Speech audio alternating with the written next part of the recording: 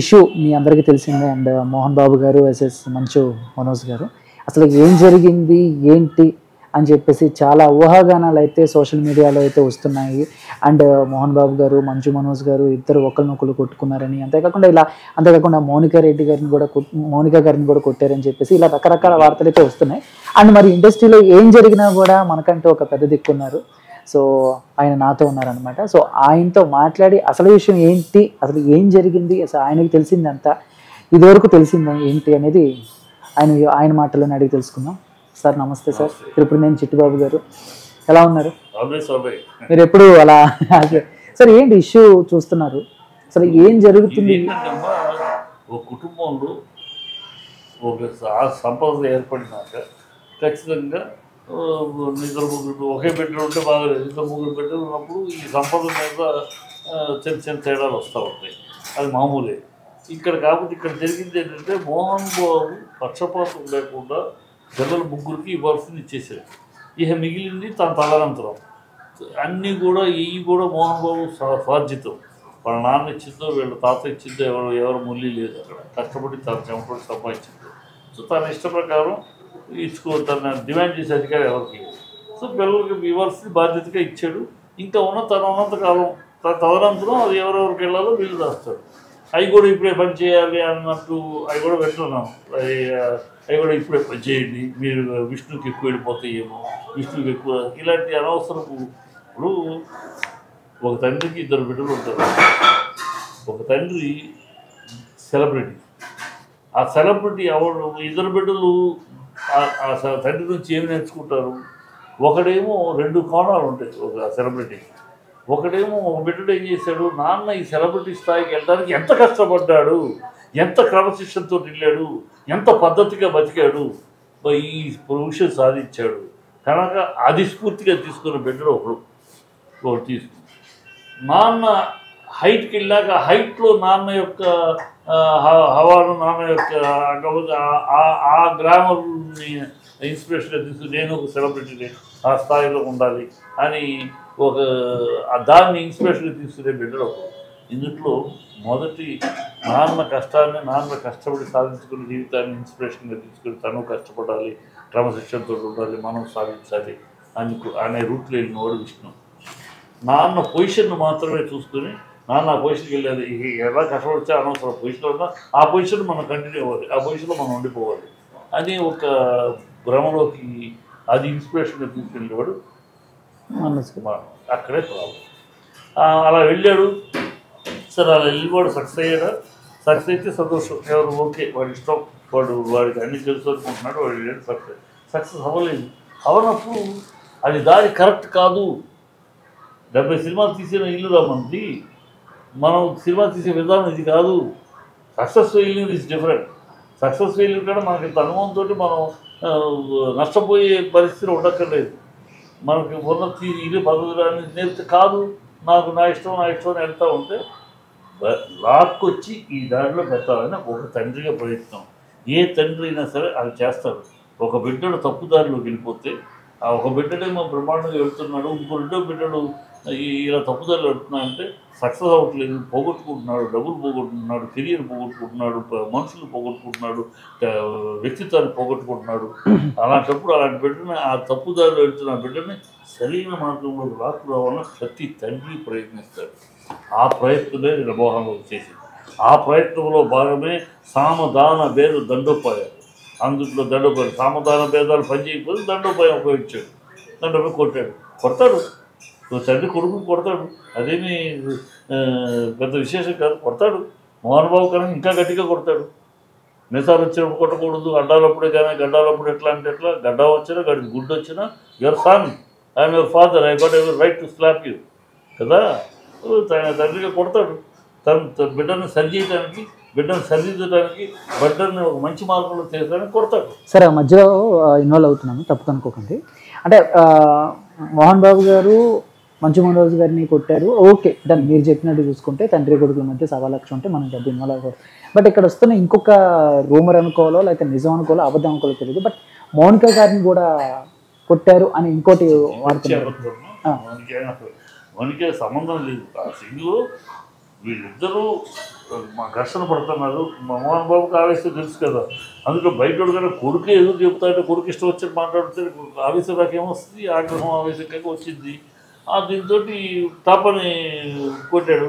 ఈ బౌన్సర్స్ వాళ్ళ బౌన్సర్స్ ఈ బౌన్సర్స్ ఒకరికొకళ్ళు కాపాడుకుంటారు. వాళ్ళ డ్యూటీ అది కదా, వాళ్ళు ఏమంటారు వాళ్ళ డ్యూటీ వాళ్ళు ఎవరు లేడని వాళ్ళు కాపాడుకుంటారు. వాళ్ళు బౌన్సర్స్ చూశారు.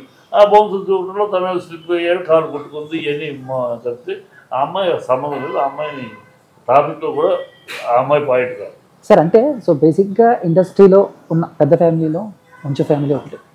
సో చాలా మోహన్ బాబు గారు చాలా క్రమశిక్షణగా పకడ్బందీగా ఆయన నడుతూ వస్తున్నారు. ఎటువంటి కాంట్రవర్సీ లేదు.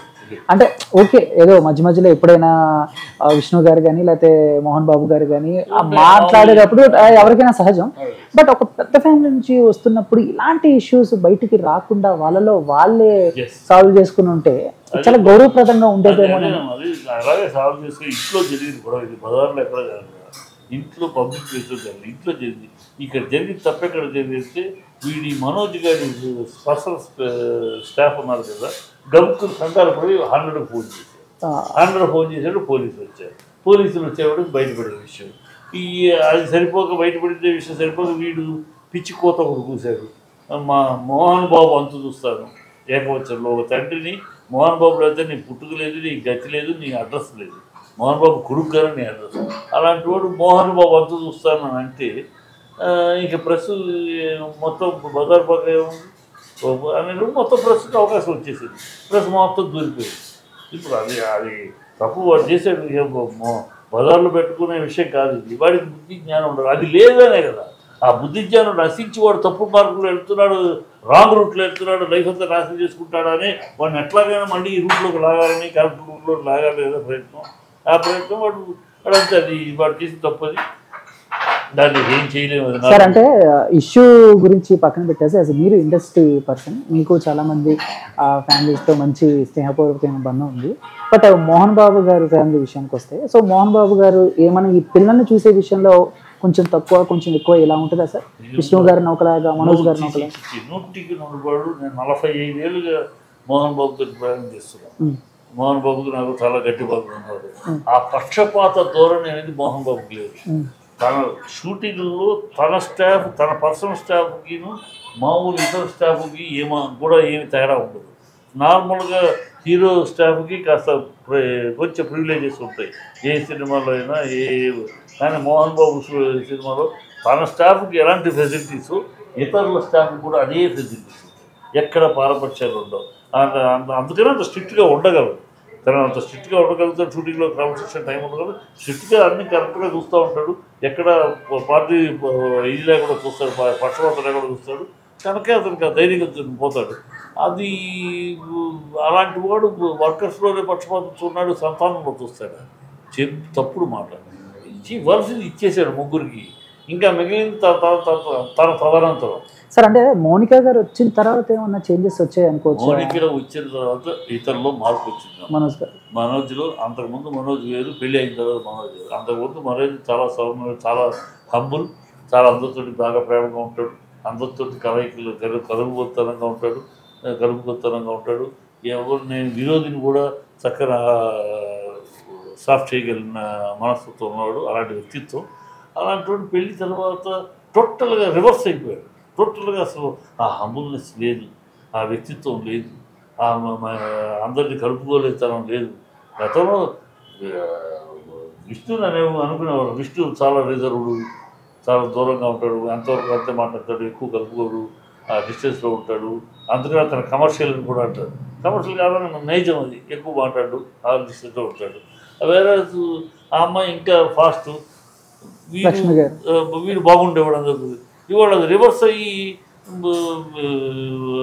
అసలు మొత్తం రివర్స్లో ఉన్నాడు. ఏమి టెంపర్మెంట్, ఫ్రెండ్స్ జాగ్రత్తగా, ఏది ప్లాన్ లేదు, ప్రాజెక్టు పద్ధతి లేదు, ఏం చేస్తాడు ఏమి తెలియదు. స్టార్ట్ చేస్తాడు, క్లోజ్ చేస్తాడు, ఇంకోటి అంటాడు. ఇలా ఒక అస్తవ్యస్తమైన వ్యక్తిత్వానికి వచ్చాడు. అదే బాధ.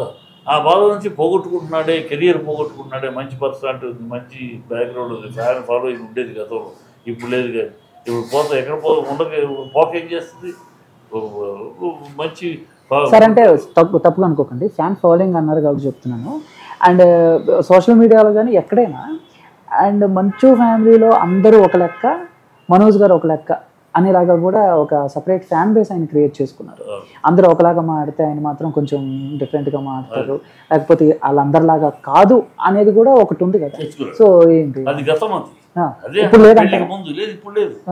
గతంలో పెళ్లికి ముందు మేము అందరం అప్రిషియేట్ చేసిన క్యారెక్టర్ కదా అది.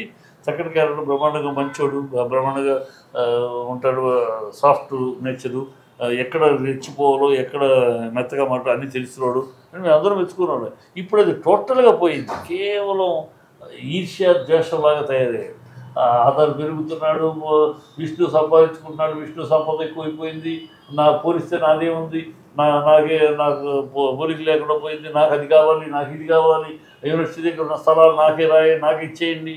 ఇట్లా ఒక ఈ ఐడియా, ఇలాంటి ఐడియాలు, ఇలాంటి మానసిక స్థితి అతని గతంలో లేదు, ఇప్పుడు వచ్చింది. అందుకనే పెళ్లి తర్వాత మారిపోయాడు. ఎవరో అతన్ని గుర్తుతున్నారు, ఎవరో అతన్ని గెలుపుతున్నారు, ఎవరో అతను రెచ్చగొడుతున్నారు. ఓ నీకేం తక్కువ, నువ్వు అడుగు అది అని రెచ్చగొడుతుంది. అందుకని ఇలాంటి గొడవలు వస్తున్నాడు, లేకపోతే అవసరం లేదు. మోహన్ బాబు గారు నాన్న నేను ప్రాజెక్ట్ చేస్తున్నాను, నాకు ఇది నేను ఉన్నది పెడుతున్నాను, నాకు కొంచెం గ్యారెంటీ కూడా సత్తగా పెట్టే మోహన్ బాబు. నువ్వు అలా చేసుకోవట్లేదు. విష్ణు అలా చేసుకుని పెరిగాడు. ఇవాళ మోహన్ బాబు సంతకం అవసరంలా, మోహన్ బాబు అండ అవసరంలా, విష్ణుగా పెరిగాడు. ఇవాళ సినిమా తీస్తున్నాడంటే విష్ణు తన కష్టాలతో తన సంపాదించి సొమ్ముతో తీస్తున్నాడు. మోహన్ బాబు సంతకాలు, మోహన్ బాబు గ్యారెంటీలో లేవు. అలా చేస్తున్నాడు గొప్ప సినిమా. ఓకే సార్, అంటే అంతకు ముందు కూడా అన్నదమ్ములు ఇద్దరు మధ్య గొడవైందని, ఇప్పుడేమో తండ్రి కొడుకులు ఇద్దరు మధ్య అసలు ఏం సార్ అంటే ఫైనల్గా ఫ్యామిలీ బయటకు వచ్చి ఏదైనా ఒక పులి స్టాప్ పెట్టేస్తే తప్ప ఇది అవుతుందంటారా, లేదా డిస్టర్బ్ అయిపోతుందమ్మా? ఇది చిన్న విషయం, అవసరంగా నేను వాళ్ళ అనాలోచితమైన దీనివల్ల ఇది పోలీసుల దాకా వెళ్ళి కేసులు ఏం పెట్టలే, ఎవరెక్కడ కేసు పెట్టలే, ఊరి రాసేస్తారు, అది కేసులు పెట్టారు, మోహన్ బాబు కేసు పెట్టారు, ఇవన్నీ పిచ్చి బాబులు పిచ్చి రాతలు పెడితే ఎక్కడ ఎవరి మీద కేసులు పెట్టలేదు. ఓన్లీ 100కి ఫోను, ఆ కంగారు పడి స్టాఫ్ ఫోన్ చేశారు, అది కూడా మనోజ్ గారు చేసి, వాళ్ళ స్టాఫ్ ఉంటారు వాళ్ళకి ఏముంది గౌకు కంగారు పడిపోతారు కదా, ఏదో మా బాస్కి ఏదో అయిపోతుంది అని గౌకు కంగారు చేసి అయితే వెళ్ళలేదు. అతను solve going to be settle very soon. అతను ఏదో ఆవేశంలో ఉన్నాడు కానీ కొంచెం కళ్ళు తెలుస్తాడు, నిజంలోకి వస్తాడు. ఫైనల్గా మళ్ళీ విష్ణు గారు లేదా మోహన్ బాబు గారు మనోజ్ గారు చేసిన ఇవన్నీ ఏమన్నా కొంచెం క్షమించి మళ్ళీ ఏమన్నా కలుపుకునే, క్షమించడం అనేది కాదమ్మా, క్షమించటాలు అవన్నీ అవసరం.